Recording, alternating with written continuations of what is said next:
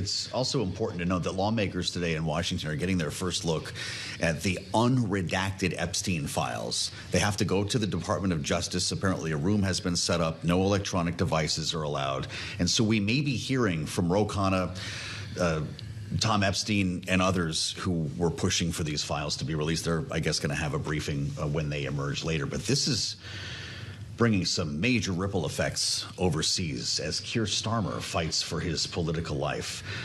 We just came up on the terminal with news that Starmer's cabinet members are voicing their support for the Prime Minister.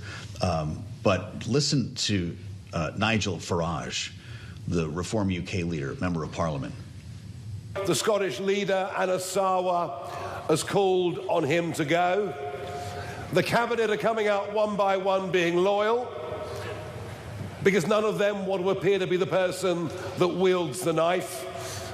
And he has to meet the backbench Labour Party at 6 p.m. this evening, where I expect the conversation will be of a rather franker nature. He won't be there for long. He'll be gone and replaced by somebody undoubtedly far worse.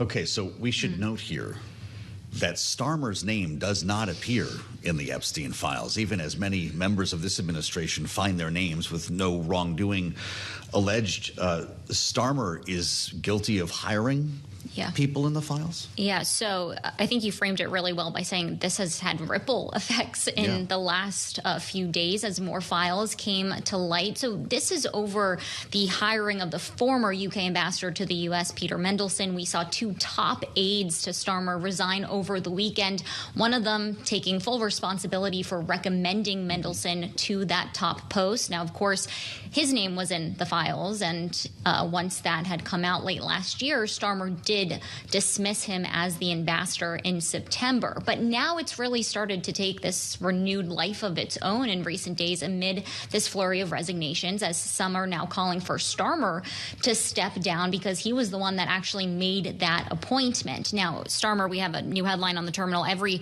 member of the cabinet has lined up against him, sort of buying him a little bit more time so that he can explain the decision a little bit more fully. He has vowed to release additional information, but it's been just a really stark morning for the UK Prime Minister as these calls really ramped up. And to your point, sort of a split screen, as here in Washington, lawmakers are trying to glean additional details while President Trump has told the U.S. that they should just move on from the Epstein files.